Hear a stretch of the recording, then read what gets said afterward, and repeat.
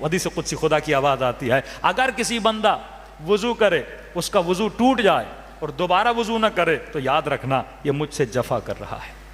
وضو کرے، وضو ٹوٹے، وضو نہ کرے، یہ مجھ سے جفا کر رہا ہے۔ اور اگر وضو کرے پھر وضو کرنے کے بعد 2 رکعت نماز نہ پڑھے تو گویا اس نے پھر بھی میرے ساتھ کیا کی؟ جفا کی۔ میں نے کل کہا تھا نماز مستحب ہے، ضروری نہیں مسجد میں پڑھیں، وضو کی آپ نہیں پڑھ سکتے، راستے پہ چل رہے ہیں نیت کر لیں 2 رکعت نماز پڑھ رہا ہوں مستحب قربتان اللہ، اللہ اکبر کریں، چلتے چلتے الحمد پڑھیں، چلتے چلتے رکوع میں جانے کی ضرورت نہیں ہے، سر کو تھوڑا جھکا لیں، پھر سجدے کی حالت میں تھوڑا سر کو اور جھکا لیں، یعنی چلتے چلتے آپ مستحب نمازیں پڑھ سکتے ہیں۔ لوگ کیا کرتے ہیں، کانوں میں ہیڈ فون لگا لیتے ہیں، کوئی گانے سنتا ہوا جاتا ہے، کوئی قصیدے سنتا ہوا، اس سے تمہیں کیا ملے گا؟ کیوں اپنا وقت ضائع کر رہے ہو؟ یہ وقت، یہ ٹائم، اس کی بڑی اہمیت ہے، لیکن ہماری زندگیوں میں وقت کی کوئی قدر و قیمت نہیں ہے۔ کیوں نہیں ہے؟ اس کے لیے آپ کو مثال دیتا ہوں۔ بھائی آپ کے جیب سے 10,000 گر جائیں، کتنا دکھ ہوتا ہے؟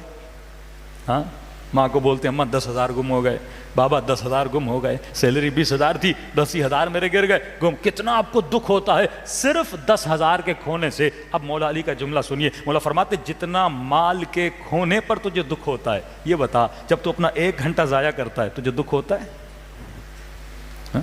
1 گھنٹہ جب وہ تو اپنا وقت ضائع کرتا ہے تجھے کوئی مجھے دکھ نہیں ہوتا، کیونکہ میری زندگی میں مال کی اہمیت زیادہ ہے، وقت کی اہمیت نہیں ہے۔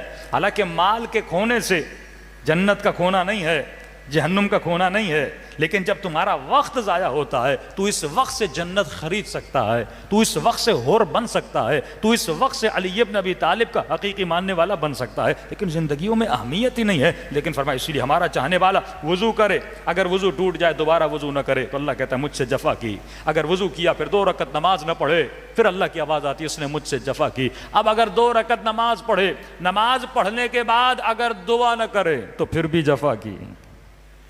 نماز پڑھی لیکن اگر دعا نہ کرے تو پھر بھی جفا کی۔ اگلا جملہ بڑا نورانی، فرمایا اب اگر دعا کرے میں خدا اس کی دعا کو قبول نہ کروں تو میں نے بندے کے ساتھ جفا کی۔ ہاں، اور خدا کبھی بندے سے دفع نہیں کرتا، جو مانگو گے خدا عطا کرتا ہے۔ رسول فرماتے ہیں اے مومنو اگر ہمیشہ دائم الوضو رہو گے تو یاد رکھنا کبھی بھی فقر و فاقے میں مبتلا نہیں ہوگے۔